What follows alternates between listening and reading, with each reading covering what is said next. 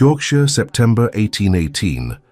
The autumn rain fell in relentless sheets against the windows of the modest cottage on the edge of Harrogate, each drop a tattoo against the glass, measuring out the 6 years she had been in hiding. Inside, she sat at a worn writing desk, her fingers trembling as she read the letter that would shatter the fragile sanctuary she had built for herself and her children. The seal bore the crest of the Duke of Claremont, a symbol she had not seen since the day she had fled London, with nothing but her unborn children and the weight of her grief.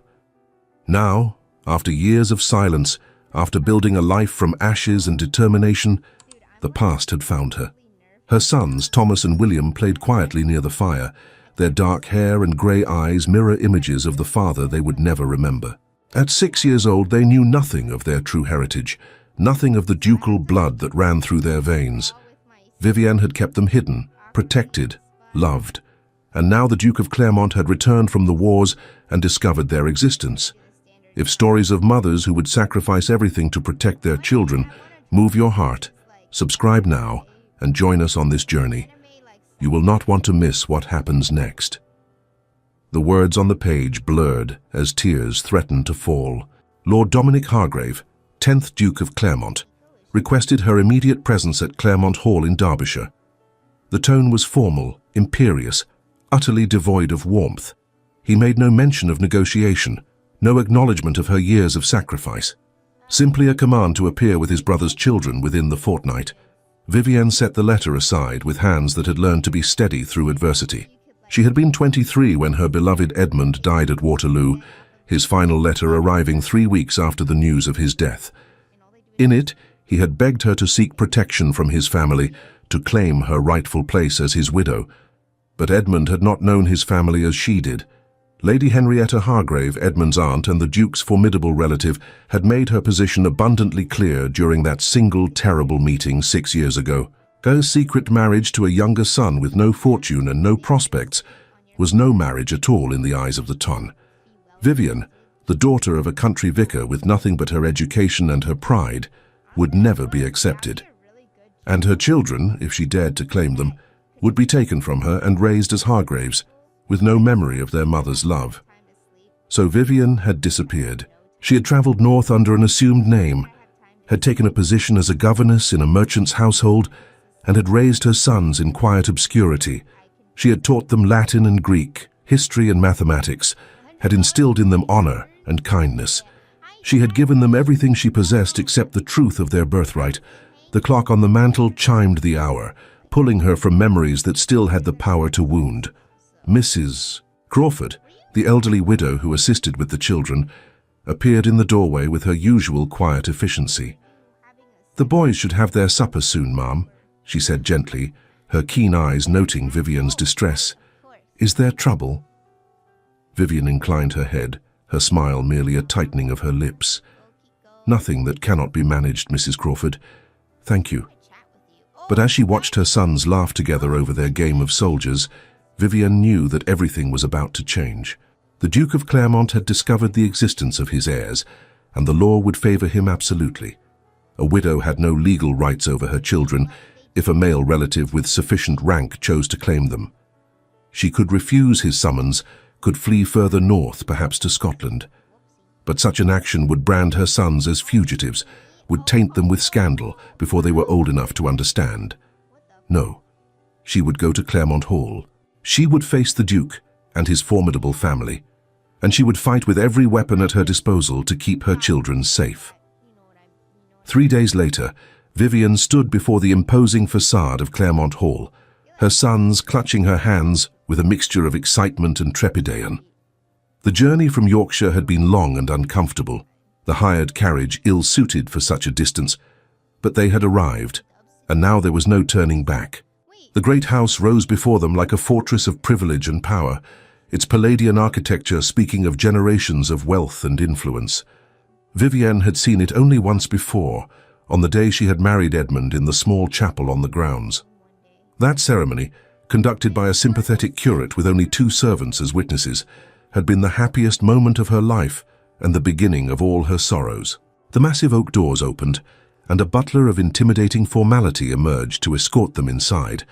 Vivienne straightened her spine, squeezed her son's hands reassuringly, and stepped across the threshold into the marble entrance hall that seemed designed to remind visitors of their insignificance.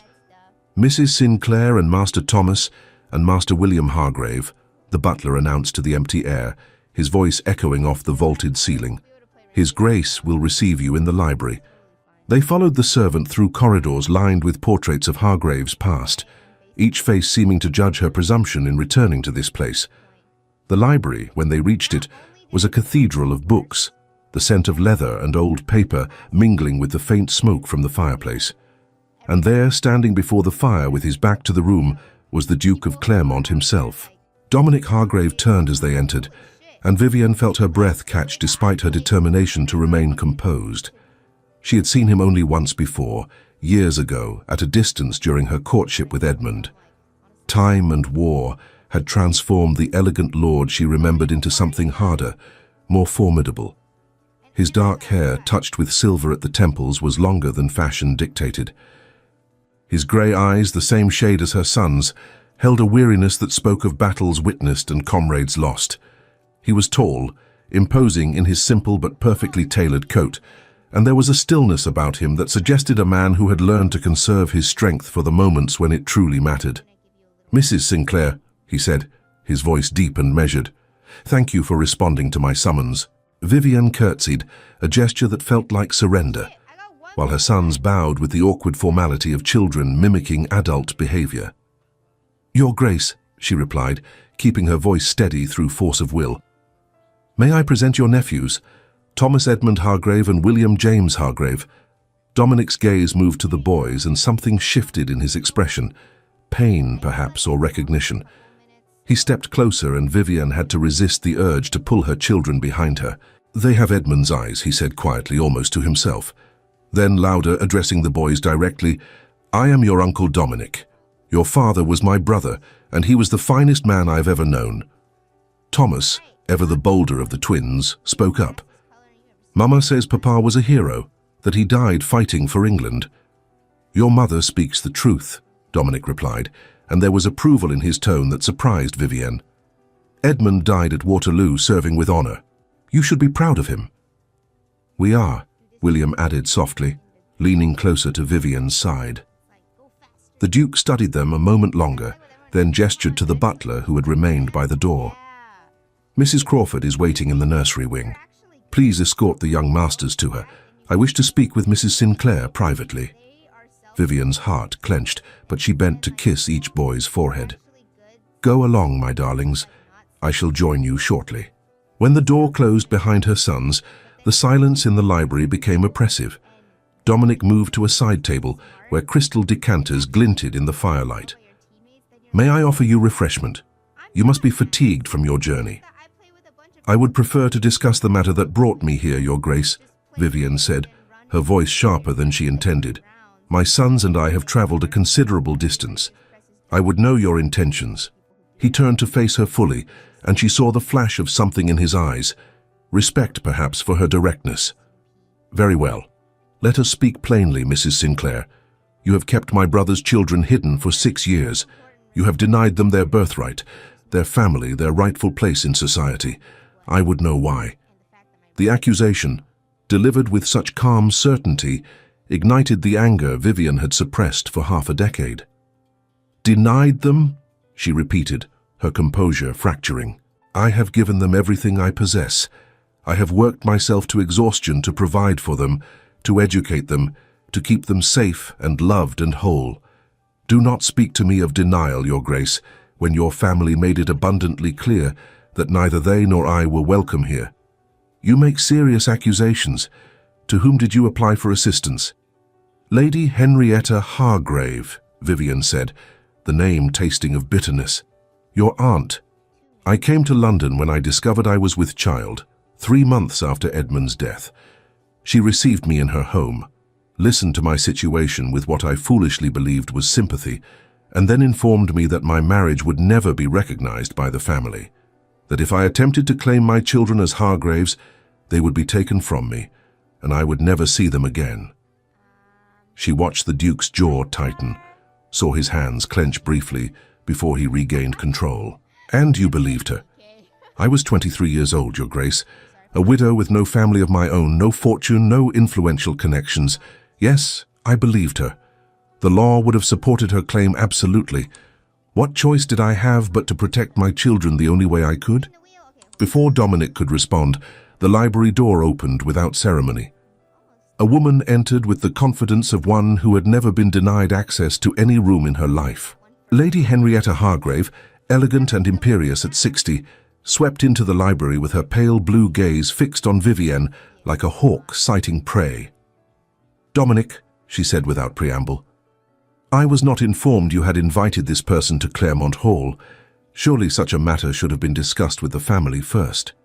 "This person is my brother's widow and the mother of his children," Dominic replied, his tone cooling noticeably. "She requires no invitation to enter her son's rightful home." Henrietta's lips thinned. "Her alleged sons, you mean? We have only her word that Edmund married her, only her claim that these children are legitimate. A woman of her class would say anything to secure a connection to this family."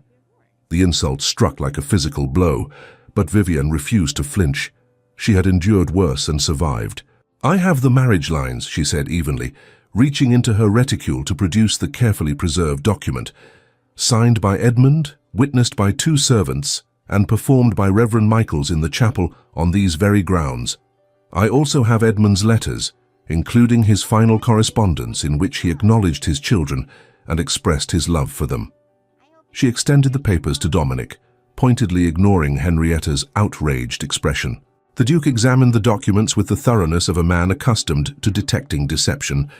When he looked up, there was a new quality to his regard. "These appear authentic," he said quietly. "Edmund's hand is unmistakable."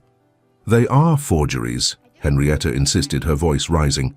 "This woman is a fortune hunter who has fabricated evidence to ensnare you into providing for her bastards. Dominic, you cannot possibly be considering acknowledging them." "I am considering the facts before me, Aunt Henrietta," Dominic replied, his voice dropping to a dangerous softness that made even Henrietta pause. "And I find myself curious about certain other facts. Mrs. Sinclair claims she applied to you for assistance 6 years ago. Is this true?" Henrietta's hesitation lasted only a moment. "She may have called upon me.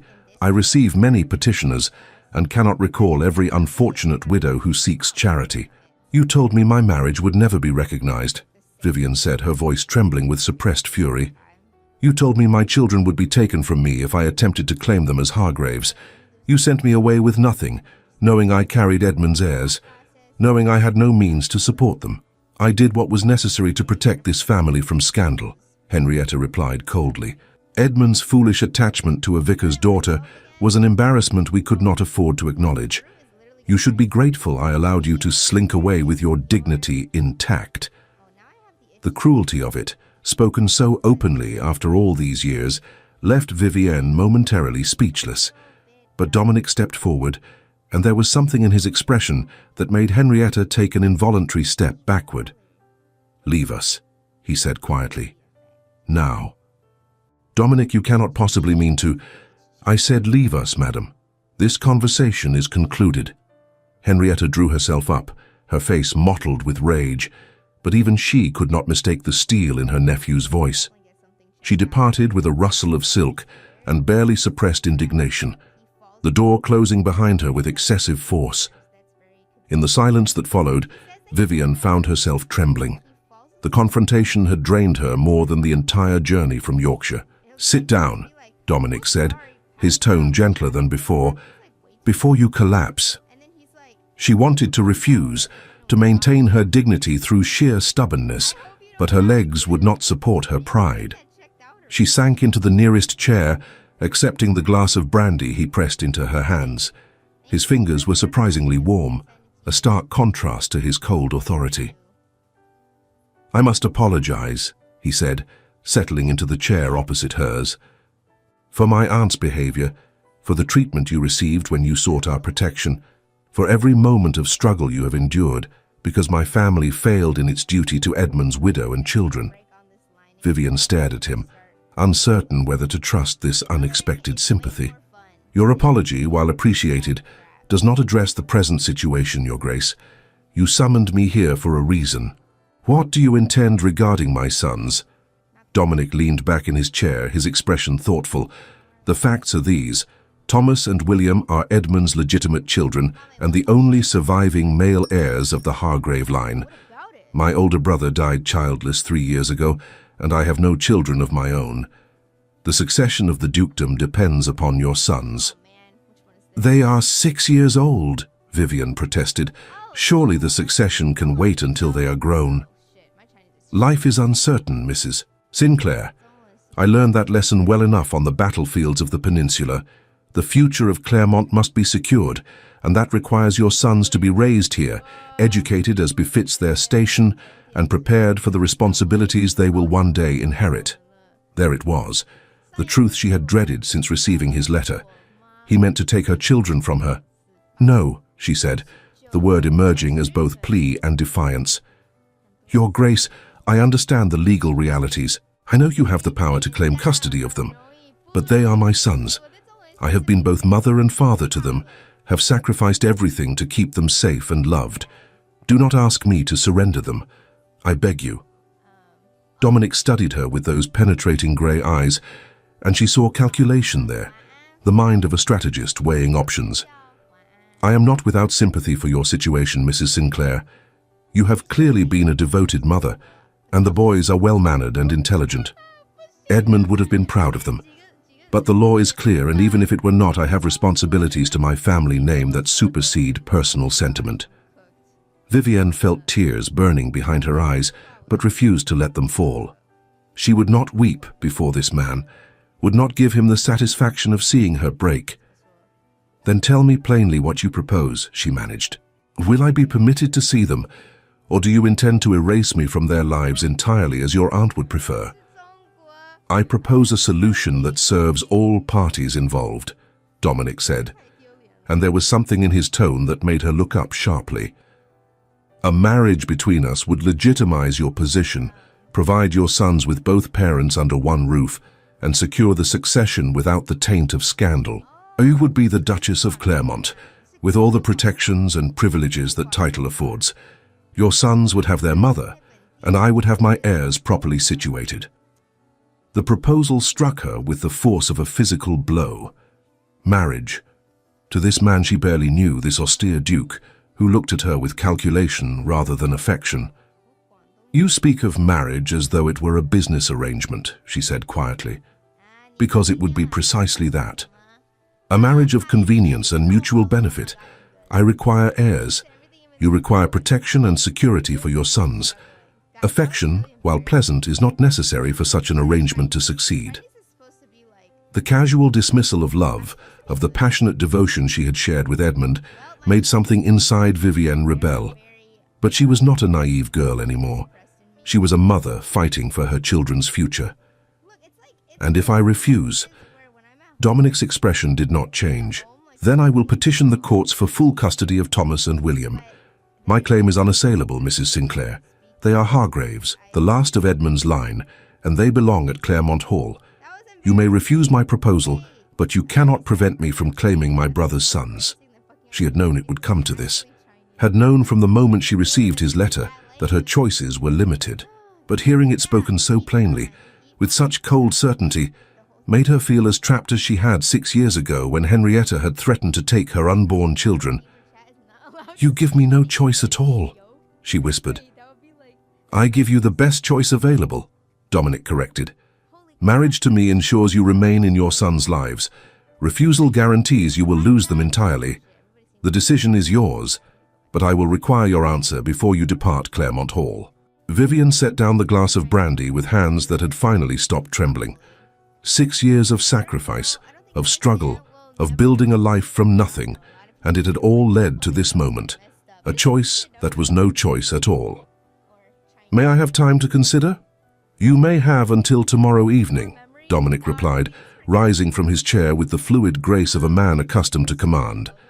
I will have Mrs. Crawford show you and the boys to your chambers. The family dines at 8, but I do not expect you to join us tonight. You have had quite enough of the Hargraves for one day, I think.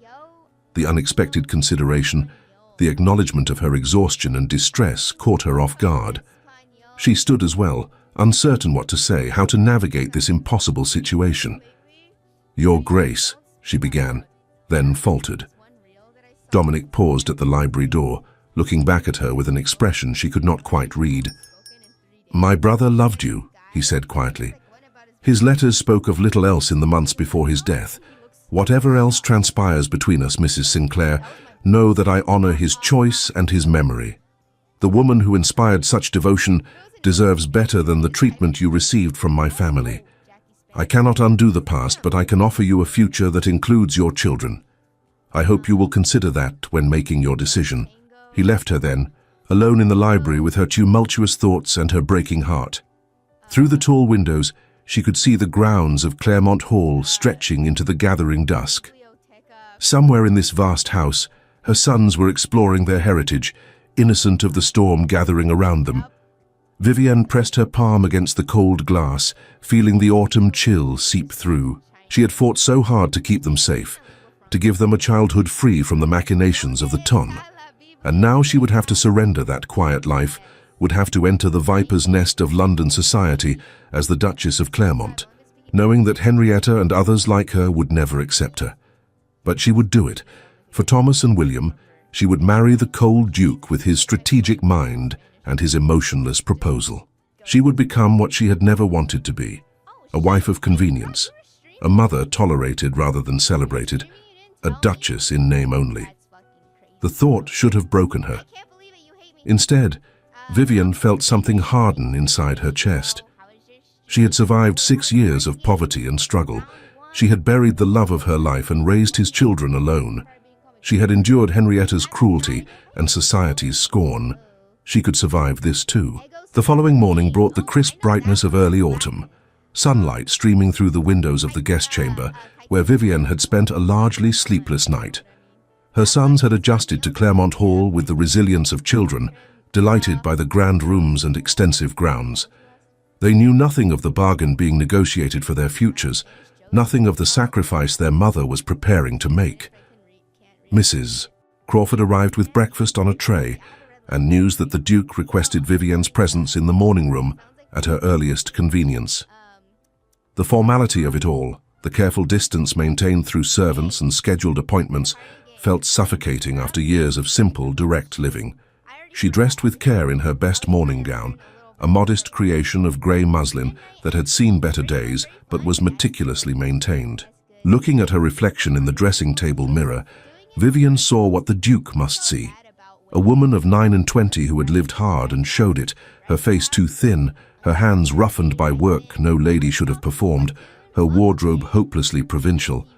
How strange that she would become a duchess looking like this. The morning room, when she found it, was less imposing than the library. Sunlight flooded through French doors that opened onto a terrace, and the furnishings spoke of comfort rather than intimidation. Dominic stood by the windows, still in his riding clothes, and turned as she entered. "Mrs. Sinclair, I trust you slept well?"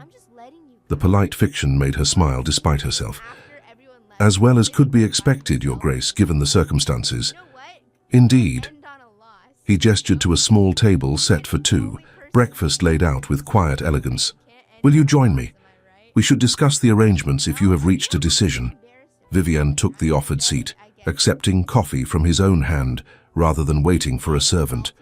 The gesture was unexpectedly considerate, and she found herself studying him with new attention. In daylight she could see the lines of strain around his eyes, the tension he carried in his shoulders. This was a man who had borne heavy burdens and learned not to show the weight of them. "I have considered your proposal," she said, meeting his gaze directly, "and I will accept it with certain conditions." Dominic's eyebrow rose slightly, but his expression remained neutral. "I am listening. First, my sons must never be separated from me. Whatever arrangements you make for their education and upbringing, I will be fully involved in those decisions. They are Hargraves, but they are my children first." "Agreed," Dominic said without hesitation. "You have proven yourself a capable mother. I have no intention of interfering with that relationship." Vivienne felt some of the tension ease from her shoulders. "Second, I will require your protection from Lady Henrietta and any other family members who might seek to undermine my position. I will not be subjected to the treatment I received 6 years ago. You have my word, Dominic replied, his tone hardening. As my wife, you will be Duchess of Claremont, and anyone who treats you with disrespect will answer to me. That includes my aunt. And third, Vivian continued, her voice dropping, I ask that this marriage be one of mutual respect, even if it cannot be one of affection. I understand the practical nature of this arrangement, but I will not be treated as a mere convenience or an obligation to be endured. Dominic set down his coffee cup with careful precision, his grey eyes searching her face. You have very little faith in my character, Mrs. Sinclair. I have very little experience of men who marry for anything other than fortune or desire, Your Grace. You offer neither love nor passion, only pragmatism. Forgive me if I seek assurance that pragmatism includes basic courtesy. For the first time since she had met him, Dominic's austere expression softened into something that might have been the ghost of a smile. You are remarkably direct for a vicar's daughter. I am remarkably tired of pretense, Your Grace. 6 years of struggle will do that to a person. He nodded slowly, as though coming to some internal decision. Very well. I accept your conditions, and I will add one of my own.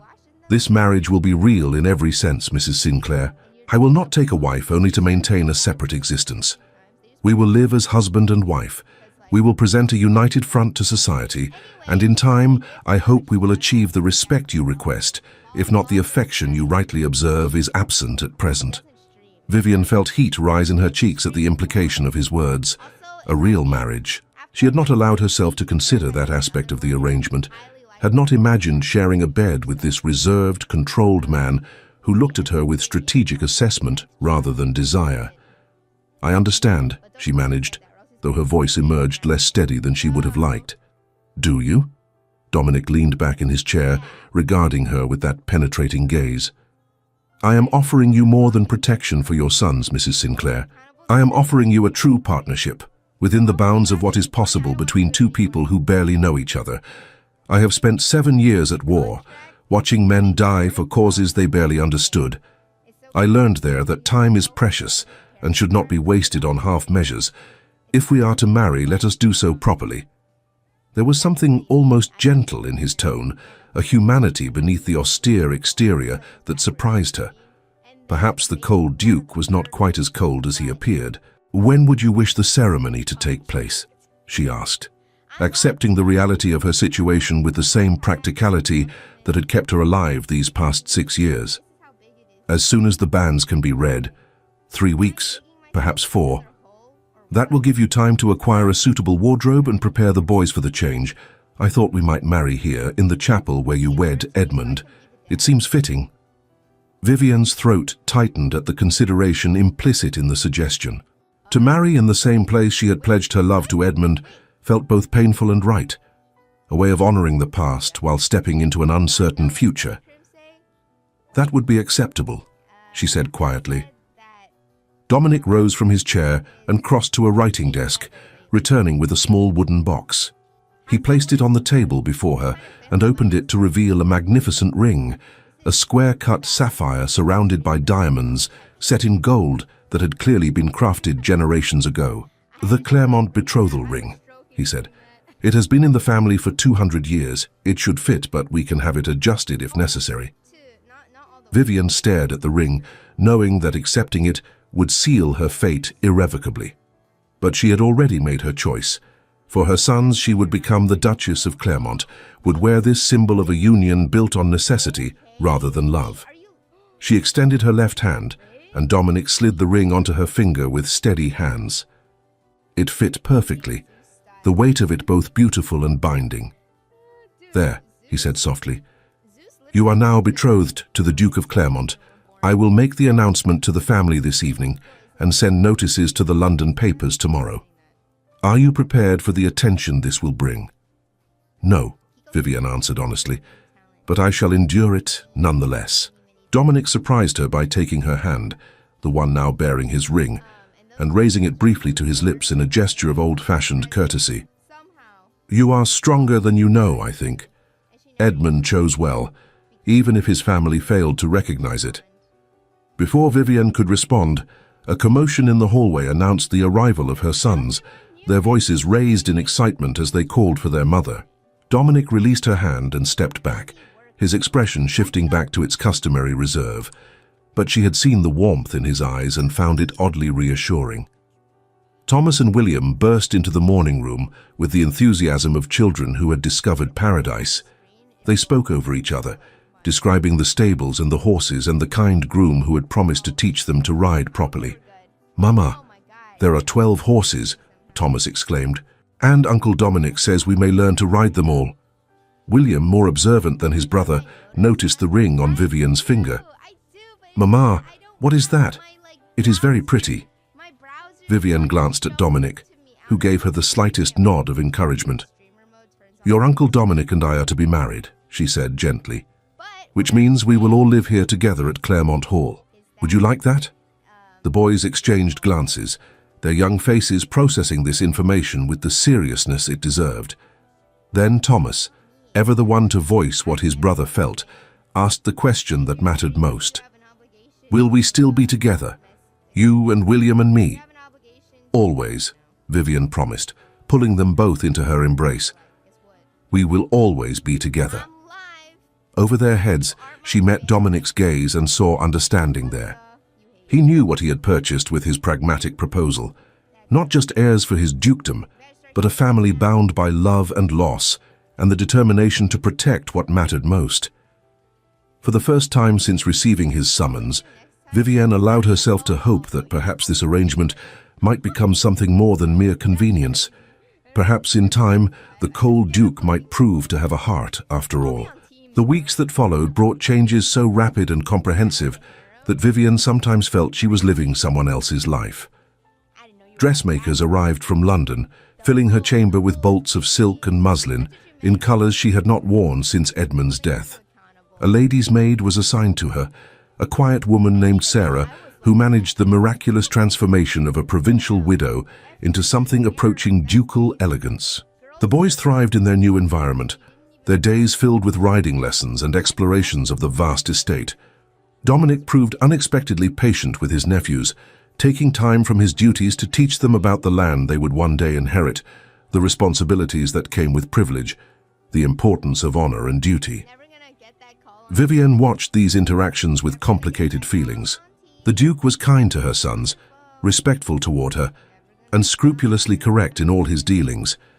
Yet there remained a distance between them, a formality that felt increasingly artificial as their wedding day approached.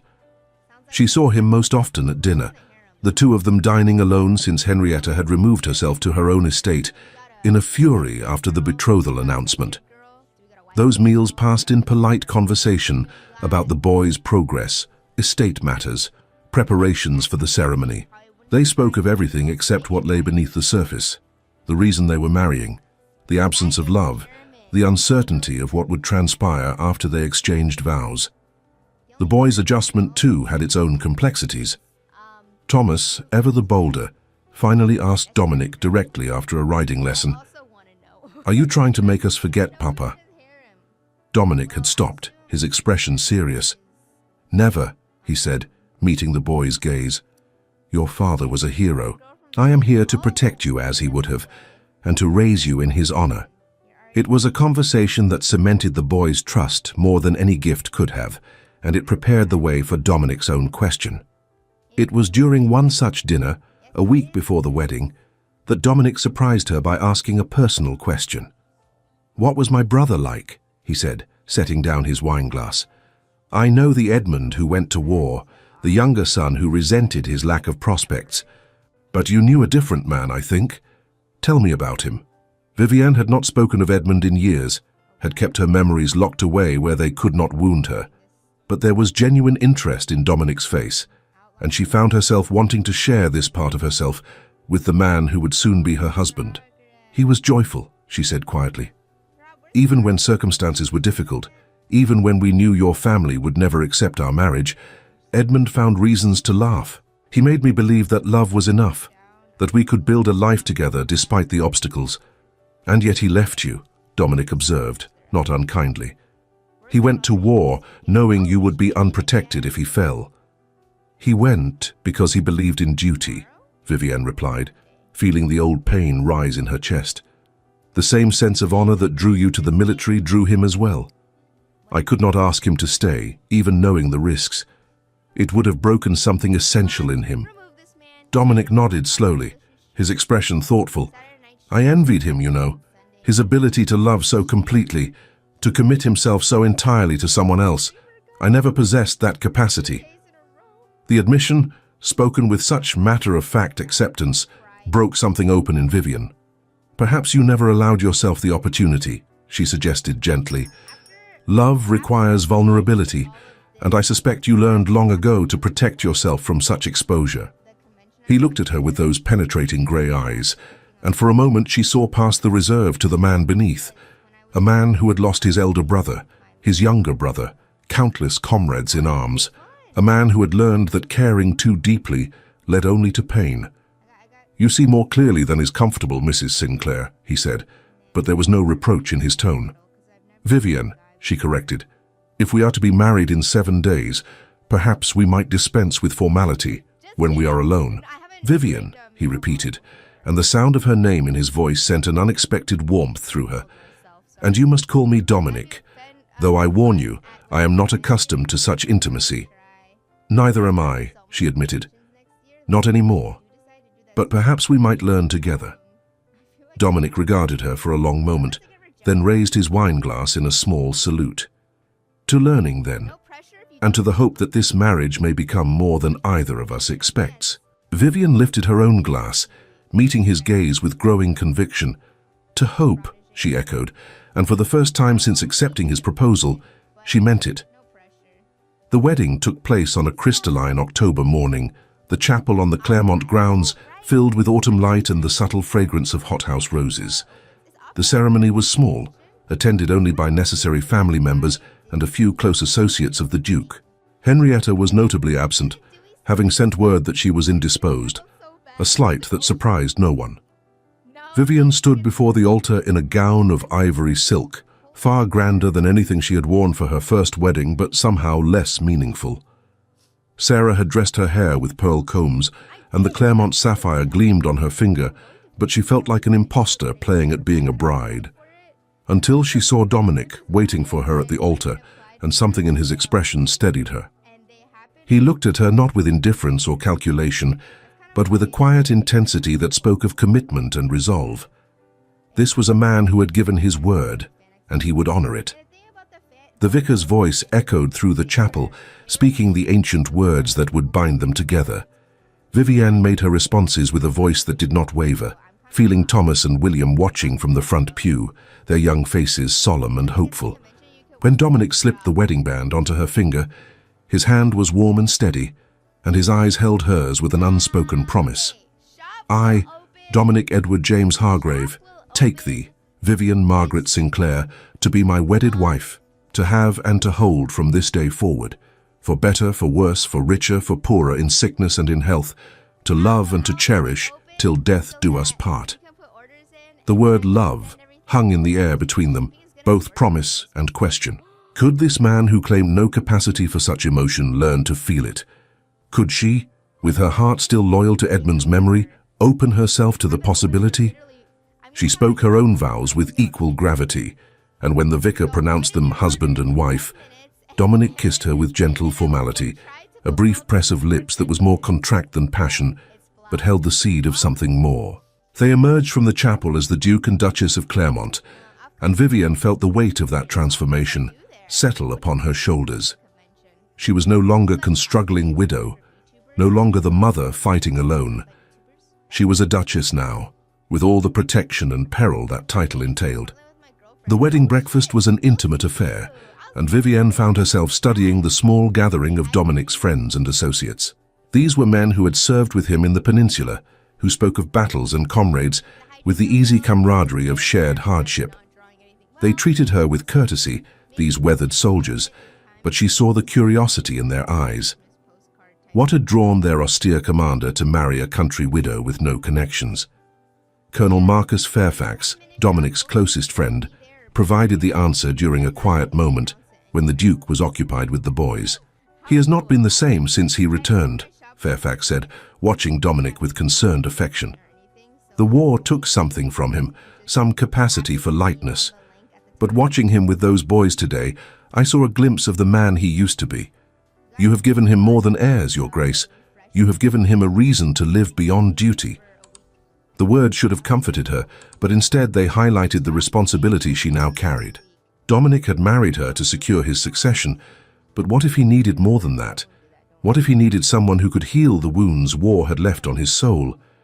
She was not sure she possessed the strength for such a task. Her own heart was still scarred, still grieving. How could two broken people hope to build something whole? As if sensing her thoughts, Dominic appeared at her side, offering his arm with formal courtesy. "Shall we walk in the gardens? The weather is fine, and I think we could both use respite from observation." Vivienne accepted gratefully, allowing him to guide her through the French doors onto the terrace. The autumn gardens were beautiful in their decline, roses fading into winter dormancy, leaves turning gold and crimson against the evergreens.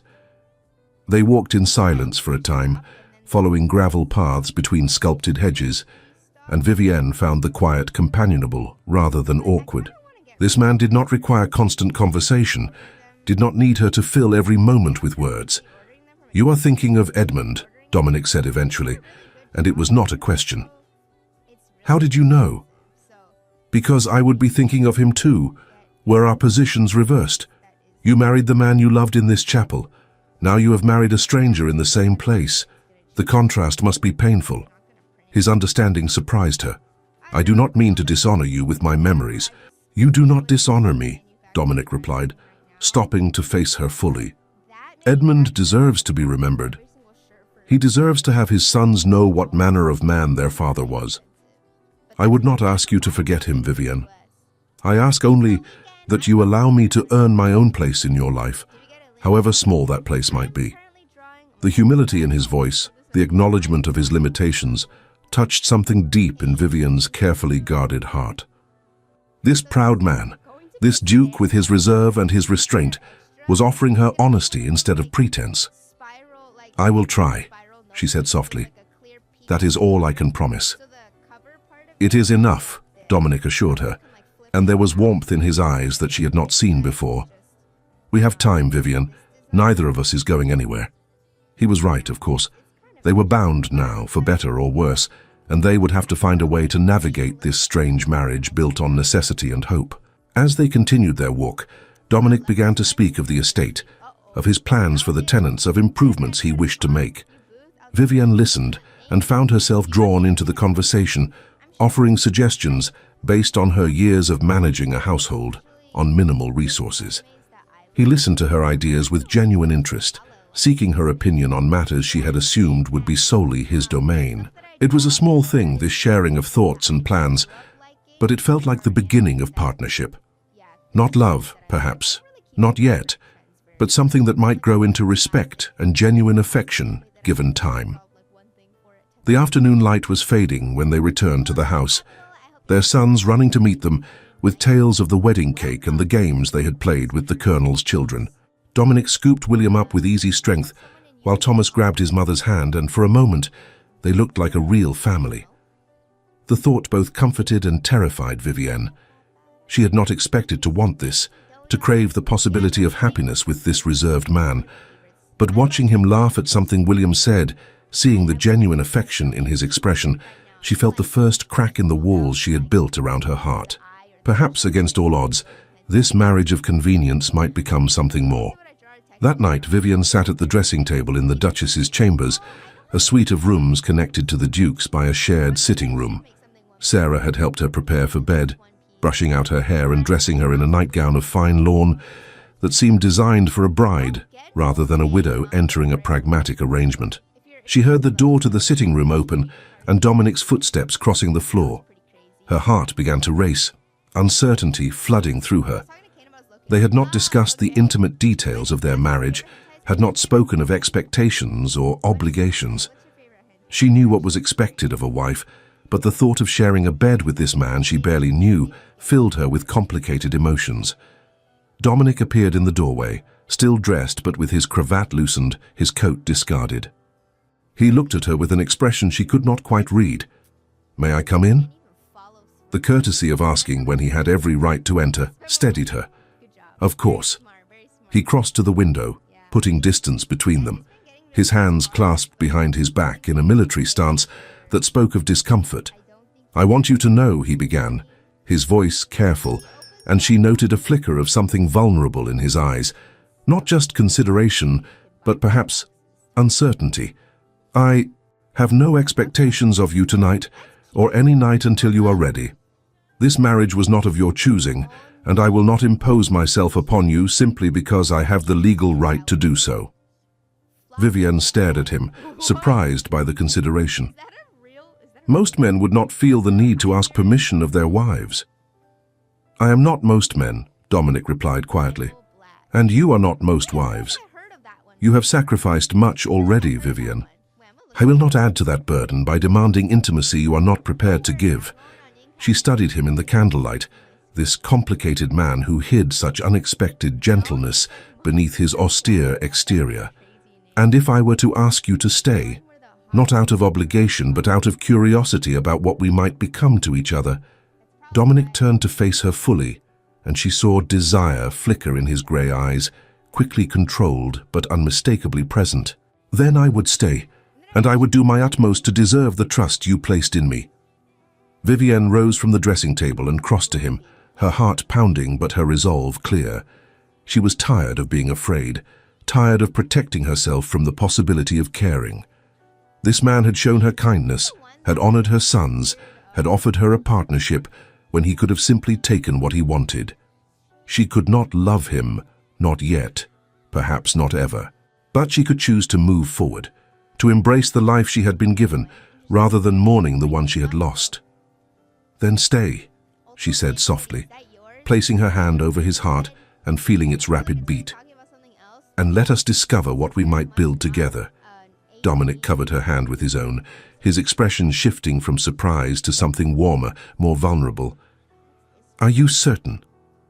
"I am certain that I am tired of being alone," Vivienne replied honestly. "I am certain that you have been kinder to me than I had any right to expect. And I am certain that if we are to make this marriage real, we must begin somewhere. Let it be here, on our wedding night, with honesty between us." He drew her closer, his other hand rising to cup her face with unexpected tenderness. "Then let us begin," he murmured, and kissed her with a passion that surprised them both. The weeks that followed their wedding brought unexpected contentment to Claremont Hall. Vivienne settled into her role as Duchess with more ease than she had anticipated, discovering that managing a grand estate was not so different from managing a modest household, merely on a larger scale. The servants, initially reserved with the new Duchess who had appeared so suddenly, warmed to her practical approach and genuine concern for their welfare. Her sons flourished under Dominic's guidance, their education expanding beyond what she could have provided alone. They learned to ride with growing confidence, studied with tutors Dominic had carefully selected, and absorbed the lessons of honor and responsibility their uncle-turned-stepfather imparted with patient firmness.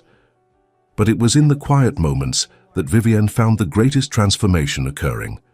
The reserved Duke who had proposed a marriage of convenience revealed himself, layer by careful layer, to be a man of unexpected depth.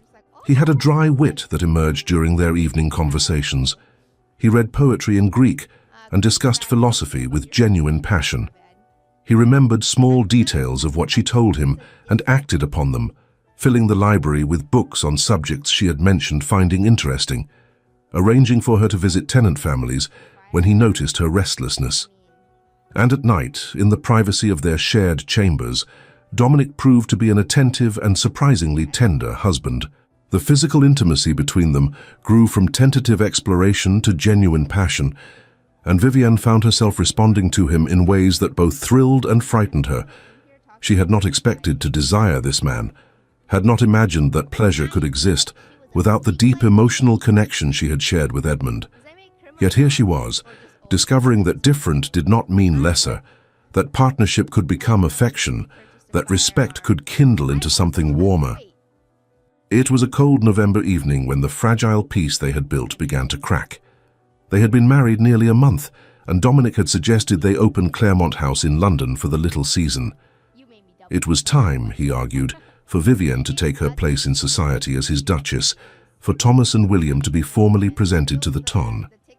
Vivienne had agreed, though the prospect filled her with dread. She knew what awaited her in London: the scrutiny, the gossip, the judgment of a society that would never forget her humble origins. But she also knew it was necessary. Her sons deserved their rightful place, and she would not let fear prevent them from claiming it. They arrived in London on a grey afternoon, the streets slick with rain, and Claremont House rose before them like a fortress of privilege. Vivienne steeled herself for the battles ahead, remembering Dominic's promise to protect her from those who would seek to undermine her position.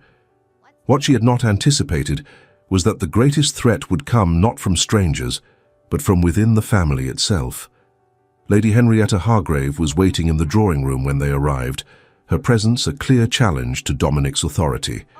She stood as they entered, her pale blue eyes sweeping over Vivienne with undisguised disdain. "Nephew," she said, ignoring Vivienne entirely, "I see you have returned to London with your unfortunate acquisition. I hope you do not intend to inflict her presence upon good society." Dominic's expression hardened to stone. "Aunt Henrietta, you will address my wife with the respect due to the Duchess of Claremont, or you will remove yourself from this house immediately." Henrietta's laugh was brittle and cold. "Your wife, this opportunistic creature who ensnared poor Edmund with false promises and now seeks to elevate herself through you? London will never accept her, Dominic. She will be the scandal of the season." "Then London will learn to accept what I have chosen," Dominic replied, his voice dangerously quiet. "And you, aunt, will either support my Duchess or find yourself permanently excluded from this family. The choice is yours." Vivienne watched the confrontation with a sinking heart. She had known Henrietta would oppose her, but the venom in the older woman's voice spoke of a hatred that went deeper than mere social snobbery. "You have made a grave error," Henrietta said, her composure cracking to reveal fury beneath. "That woman and her bastards will destroy everything our family has built. I tried to prevent this disaster 6 years ago, and I will not stand by while she ruins us now." "My sons are legitimate Hargraves," Vivienne said, finding her voice despite her fear. "Edmund married me legally, and they are his rightful heirs. Whatever else you may say about me, you cannot deny them their birthright." Henrietta turned on her with eyes like chips of ice. "Cannot I? We shall see what society has to say when they learn the truth of your situation. A secret marriage performed hastily and witnessed only by servants. Children born suspiciously soon after Edmund's death. A widow who disappeared for years only to resurface when it became convenient. I wonder how many will believe your tale when they hear mine." The threat was unmistakable, and Vivienne felt ice settle in her stomach. Henrietta meant to destroy her reputation, to cast doubt on her son's legitimacy, to turn society against them before they even had a chance to establish themselves. "Enough," Dominic said, stepping forward with controlled fury. "You will leave this house now, Henrietta. And if I hear even a whisper of the slander you threaten, I will ensure you are cut from every respectable drawing room in London. You may be my aunt, but I will not allow you to harm my family." Henrietta drew herself up, her face mottled with rage. "You do not have the influence you believe, Dominic. I have spent 30 years cultivating connections in this city. One word from me, and your precious Duchess will be ruined." "Then speak that word," Dominic challenged, "and discover exactly how much influence a duke carries when his honor has been challenged.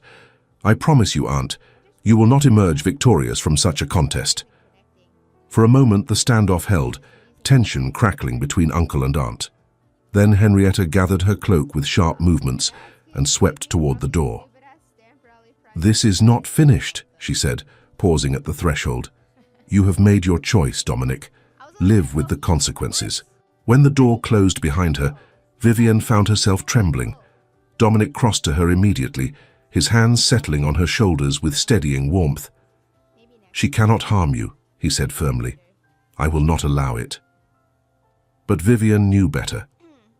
Henrietta Hargrave was a formidable woman with decades of social power at her disposal. If she truly wished to destroy Vivienne's reputation, she possessed the means to do so. "What will we do?" she whispered. Dominic tilted her chin up, forcing her to meet his eyes. We will face society together, as we should have done from the beginning. We will attend every ball, every rout, every gathering of importance. We will present a united front, and we will dare anyone to question my choice of wife. You are the Duchess of Claremont, Vivian. No one, not even my aunt, can change that fact.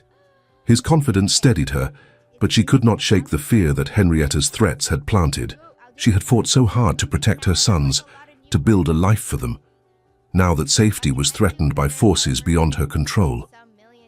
That night, lying in Dominic's arms after he had made love to her with unusual tenderness, Vivienne finally voiced her deepest fear. What if she succeeds? What if society refuses to accept me, refuses to acknowledge Thomas and William? I could not bear to see them suffer for my choices. Dominic's arms tightened around her. Then we will weather that storm together. I have faced cannon fire and cavalry charges, Vivian. I will not be cowed by gossiping matrons and spiteful relations. Trust me to protect you. Trust me to protect our sons. Our sons, not his nephews, not her children, but theirs together. The words settled over Vivian like a benediction, easing some of her fear. I do trust you, she said quietly. More than I thought possible when we began this arrangement. She felt him smile against her hair. And I find myself caring more than I believed myself capable of caring. You have changed me, Vivian. You and the boys have given me something I thought lost to me forever. I will not surrender that easily. In the darkness, Vivian allowed herself to hope that his affection was becoming something deeper, that their marriage of convenience might truly transform into something real. But she also knew that the battle ahead would test them in ways neither had anticipated. Henrietta Hargrave was not a woman who made idle threats, and Vivian would soon discover just how dangerous a determined enemy could be. The little season opened with the Countess of Ravenwood's ball, an event so exclusive that an invitation was considered a mark of supreme social approval. Dominic had secured their inclusion through his title and connections, and he insisted they make their first public appearance there. He had also, he mentioned, invited Colonel Fairfax and several officers who served with Edmund. It is time, he had said, that society heard the truth from those who knew him best. Vivian stood before her looking-glass on the evening of the ball, barely recognizing the woman who stared back. Sarah had outdone herself, dressing Vivian in a gown of deep sapphire silk that brought out the blue in her eyes. Diamonds glittered at her throat and ears, the Claremont jewels that marked her unmistakably as the Duke's wife. Her dark hair was arranged in an elegant style that softened the angles of her face, and for the first time in years, Vivian looked like a woman of consequence.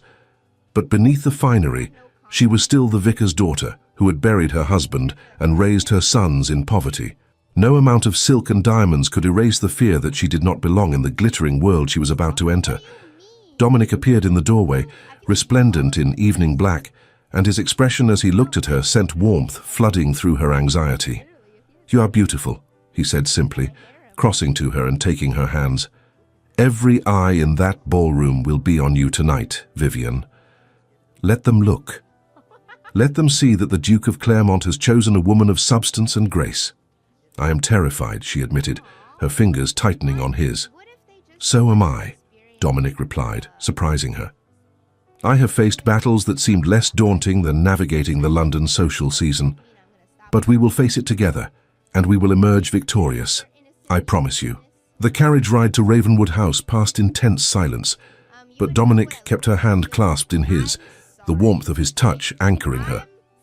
When they arrived, the blaze of lights and the sound of music and laughter spilling from the open doors made Vivian's heart race with renewed panic. But Dominic helped her from the carriage with patient courtesy, offered his arm with steady strength, and guided her up the steps into the lion's den. The ballroom fell silent as they were announced. Vivian felt hundreds of eyes turn toward them, felt the weight of judgment and curiosity settle upon her shoulders.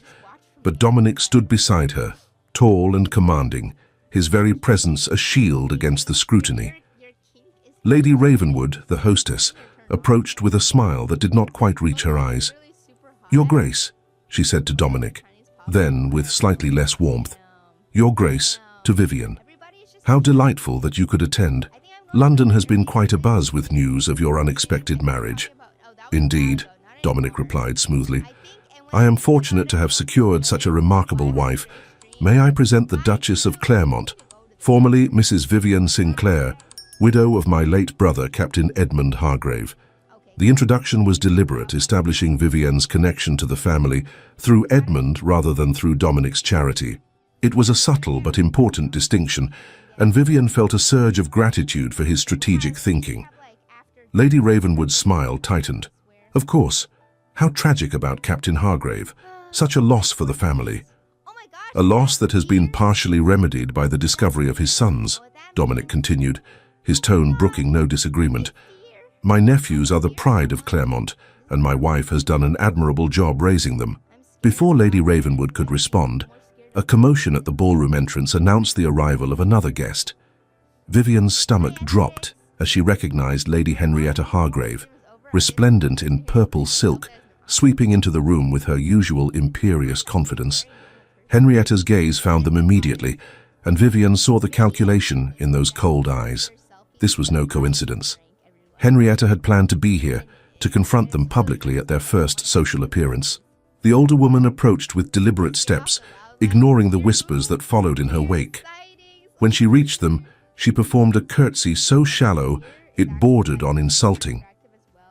Nephew, she said to Dominic, then turned to Vivienne with a smile that promised nothing good. And dear niece, how unexpected to see you here. I was just discussing with Lady Pemberton the most interesting rumors about your marriage. It seems there is some question about the validity of your union to poor Edmund. The gauntlet had been thrown, and every nearby guest strained to hear Dominic's response. Vivienne felt her heart hammering, but Dominic's expression remained icily composed. I am familiar with no such questions, Aunt Henrietta. My brother's marriage to Vivian was entirely legal and properly witnessed. The church registry at Claremont Chapel contains the record, signed by both parties and the officiating curate.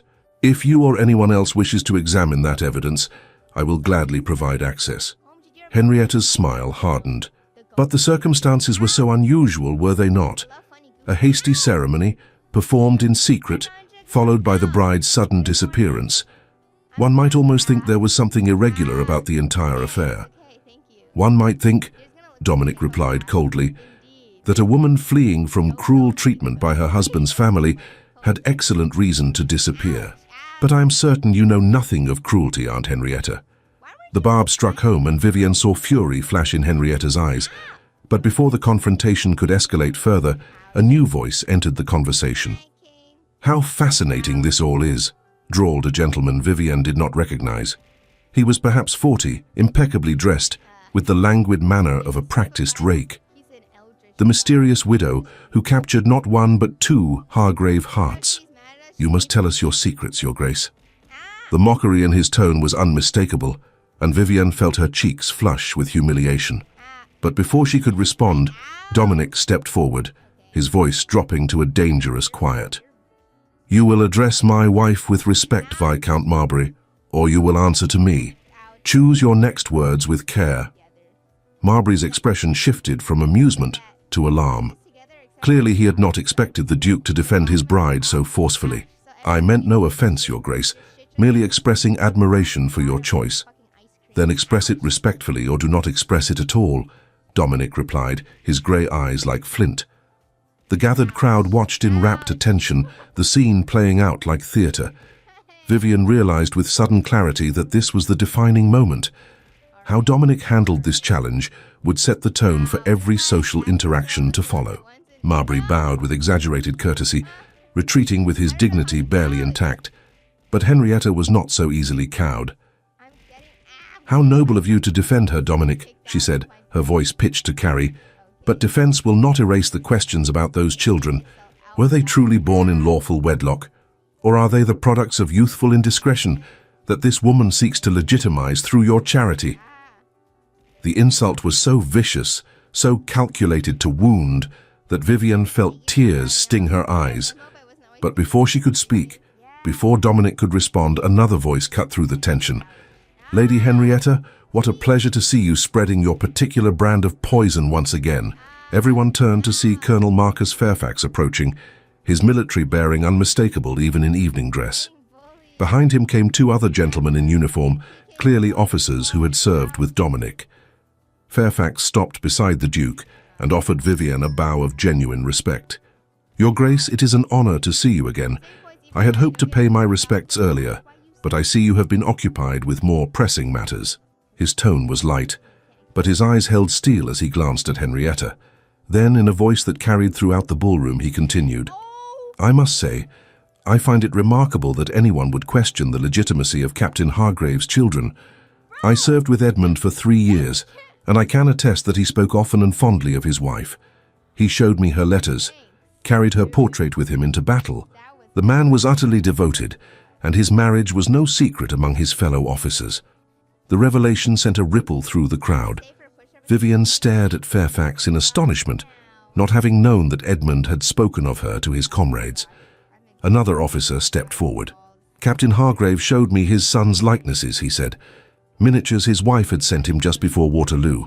He carried them in his coat pocket, right over his heart. I remember thinking it remarkable that a man could be so proud of children he had never met." A third officer nodded. "And I witnessed him writing his will the night before the battle. He left everything to his wife and unborn children, with explicit instructions that they be cared for should he fall. Those are not the actions of a man in an irregular situation." Henrietta's face had gone white with fury, but she could not argue against the testimony of 3 respected military men. The crowd's sympathy, which had been uncertain, began to shift decisively in Vivian's favor. Dominic placed his hand at the small of Vivian's back, a gesture of support and possession. "It seems, Aunt Henrietta, that your questions have been thoroughly answered. My brother's marriage was real, his children are legitimate, and my wife is exactly who she claims to be. If you persist in spreading slander, you will find yourself answering to more than just my displeasure." Henrietta drew herself up, her composure fracturing. "You are making a grave mistake, Dominic. That woman is not fit to be a duchess, and those children are not—" "Enough." Dominic's voice cut through her words like a blade. "You have insulted my wife for the last time. You are no longer welcome in my home, or in any establishment where I hold influence. Consider yourself cut from this family's society, permanently." The pronouncement sent a shock through the ballroom. To be cut by the Duke of Claremont was social death, a scandal that would follow Henrietta for the rest of her life. She stood frozen, her face a mask of disbelief and rage. "You cannot do this," she whispered. "I am your father's sister." "You are a woman who has brought nothing but pain to this family," Dominic replied, his voice cold with finality. "You turned away my brother's widow when she sought protection. You threatened to take her children. You have spread malicious lies designed to destroy her reputation. I will not tolerate such cruelty, regardless of your connection to me." Henrietta looked around the ballroom, seeking support, but found only averted eyes and uncomfortable silence. No one would openly oppose the Duke, not when he had made his position so clear. With a sound somewhere between a sob and a snarl, Henrietta fled the ballroom, her grand exit marred by tears and humiliation. The assembled guests watched her go with a mixture of satisfaction and unease, knowing they had witnessed something unprecedented. Lady Ravenwood, ever the consummate hostess, clapped her hands with forced brightness. "Well, that was quite dramatic. Shall we have some music? I believe a waltz is in order." The orchestra struck up immediately, and couples began moving toward the dance floor, their conversations buzzing with excitement over the spectacle they had witnessed. Dominic turned to Vivian, his expression softening as he saw the tears streaming down her face. "Are you well?" She nodded, unable to speak past the emotion clogging her throat. He had defended her, had publicly cut ties with his own family to protect her honor. The sacrifice was enormous, and she felt humbled by it. "Dance with me," Dominic said gently, leading her toward the floor. "Let them see that we are united, that their gossip holds no power over us." Vivian let him guide her into the waltz, his arms strong and steady around her. As they moved through the steps, she became aware of the eyes upon them, the whispers that would spread through London before morning. But she also felt Dominic's unwavering presence, his quiet strength anchoring her. "Thank you," she whispered as they turned, "for what you did, for what you sacrificed." Dominic's grey eyes held hers with an intensity that stole her breath. "I sacrificed nothing that mattered, Vivian. Henrietta brought her fate upon herself with her cruelty. You and the boys are my family now. I will always protect what is mine." The possessiveness in his words should have alarmed her, but instead, Vivian felt something warm and precious unfurl in her chest. This man who had married her out of duty and necessity was becoming something more, something vital and irreplaceable. "I think," she said softly, "I am beginning to love you, Dominic Hargrave." He missed a step in the dance, his composure fracturing for just a moment. Then his arms tightened around her, and he leaned close enough that only she could hear his response.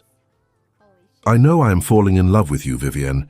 Against all expectation, against all reason, you have claimed my heart as completely as Edmund claimed yours." They finished the waltz in silence, but the air between them had changed, charged with possibility and promise. When the music ended, Dominic led her from the floor, and Vivian knew that everything had shifted irrevocably. They had begun as strangers bound by necessity, but in the crucible of society's judgment and family betrayal, they had forged something real and precious, something that might yet become the great love neither had expected to find. The silence in the carriage on their return to Claremont House was a balm after the battle waged in the ballroom. Vivian leaned her head against the squabs, the adrenaline finally fading. Dominic's hand found hers in the darkness, his grip firm. "It is done," he said. She turned her hand to clasp his fully. "We did it," she corrected softly. He raised her hand to his lips, a gesture far more intimate than any public kiss, and said nothing more until they were home. The following week saw Vivian's position in society solidify beyond Henrietta's ability to damage it. The story of the Duke defending his wife against his cruel aunt became the romantic tale of the season, and Vivienne found herself the object of curiosity rather than scorn. Invitations flooded Claremont House. Ladies who had been prepared to cut her instead sought her friendship, drawn by the novelty of a duchess who had risen from obscurity through genuine devotion. The fact that Dominic so clearly cherished his wife only added to the romantic appeal. But it was in the quiet moments at home that Vivienne felt the deepest change. Dominic had moved beyond courtesy and respect into genuine partnership. This was cemented one evening when, reviewing the estate ledgers together, a task her frugal upbringing had made her surprisingly adept at, she quietly pointed out a long-standing inefficiency in the tenant farm rents. He had looked at her not with surprise, but with a profound, quiet respect for her mind. From that moment, their evenings were spent in true partnership, discussing everything from philosophy to the boys' education. Thomas and William thrived under their parents' united care, their bond with Dominic growing stronger each day. They called him Papa now, with Vivian's blessing, and the joy in Dominic's face when he heard those words never failed to move her. One evening in early December, as snow fell softly outside the windows of Claremont House, Vivian found herself in the library with Dominic, the two of them reading companionably by the fire. She looked up from her book to find him watching her, his expression tender in a way that still had the power to surprise her. "What are you thinking?" she asked softly. Dominic set aside his book and crossed to her chair, kneeling beside it with unconscious grace. He took her hands in his thumbs tracing patterns on her skin. "I am thinking," he said quietly, "that I have been given a second chance at life. The war took so much from me, left me hollow and wounded in ways I could not name. I believed myself incapable of the love my brother found with you, but you have proven me wrong, Vivian. You and the boys have healed wounds I thought permanent." Vivienne felt tears prick her eyes at the vulnerability in his voice. "You have healed me as well," she replied. "I thought Edmund's death had closed my heart forever, that I would spend my life loving only his memory. But you have shown me that the heart has infinite capacity, that loving you does not diminish what I felt for him." "I do not ask you to forget him," Dominic said, his voice rough with emotion. "I know I am not Edmund, that what we have is different from what you shared with him." "It is different," Vivienne agreed, cupping his face in her hands. "But it is no less precious for being so. Edmund was my first love, the father of my children, the man who taught me that devotion could transform everything. You are my second chance, The man who chose me when he had no obligation to do so, who defended me when it cost him dearly, who has given my sons the father they deserve. She leaned down to kiss him, pouring everything she felt into the tender press of lips. When they parted, Dominic rested his forehead against hers, his breath warm against her skin. "I love you, Vivian Hargrave," he whispered, "not as a duty or an obligation, but as a choice I make every day. You are my Duchess, my wife, my heart's companion. I thank God for the day you came back to Claremont Hall." "And I love you, Dominic," Vivian replied, the words coming easily now, no longer frightening but liberating. "You have given me everything I thought lost. Safety for my children, a place in the world, and most unexpectedly, a love I never thought to find again." They remained there by the fire as the snow fell outside, two people who had found each other through necessity but chosen each other through love. The marriage that had begun as a pragmatic arrangement had blossomed into something neither had anticipated, but both cherished beyond measure. Upstairs, their son slept peacefully, secure in the knowledge that they were loved and protected. And somewhere in heaven, Edmund Hargrave surely smiled, knowing that the woman he had adored and the children he had never met were safe in the care of a man worthy of their devotion. The season ended with the Claremont family hosting a grand ball on the winter solstice, a celebration of their triumph over scandal and their emergence as one of London's most respected families. Vivian stood beside Dominic to receive their guests, her hand resting in the crook of his arm, the Claremont sapphire glinting on her finger.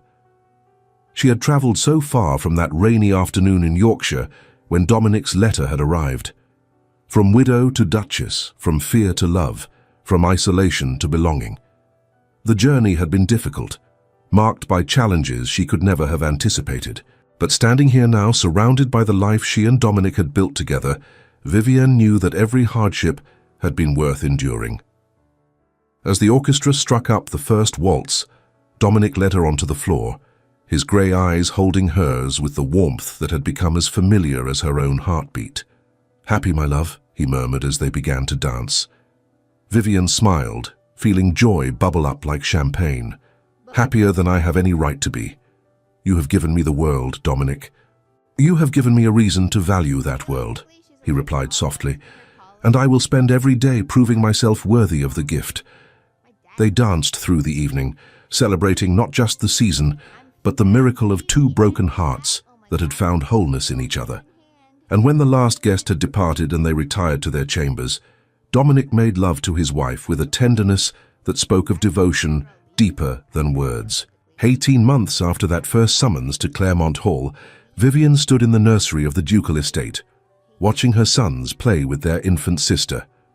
Rose Margaret Hargrave, named for the grandmother she would never know, and for the quiet strength of her own mother, slept peacefully in her cradle, oblivious to the extraordinary journey that had led to her existence. Dominic entered quietly, wrapping his arms around Vivian from behind and resting his chin on her shoulder. Together they watched their children, this family they had built from necessity and transformed through love. "I have been thinking," Dominic said softly, "that we should commission a portrait, the 5 of us together, to hang in the gallery alongside the other Hargraves." Vivian leaned back into his embrace, feeling the steady beat of his heart against her spine. "That would be lovely, though I still cannot quite believe I belong in such august company." "You belong anywhere I am," Dominic replied firmly. "You are the Duchess of Claremont, the mother of my children, the love of my life. That portrait will show future generations what true devotion looks like, what happens when two people choose love over fear." Vivian turned in his arms, reaching up to kiss him with all the passion and tenderness she felt. When they parted, she saw her own joy reflected in his eyes, the contentment of a man who had found his place in the world. "Come," she said, taking his hand. "The children's governess will be here shortly, and I find myself wanting to steal a few moments alone with my husband." Dominic's smile was warm with promise as he let her lead him from the nursery, down the familiar corridors of Claremont Hall to the suite of rooms they shared.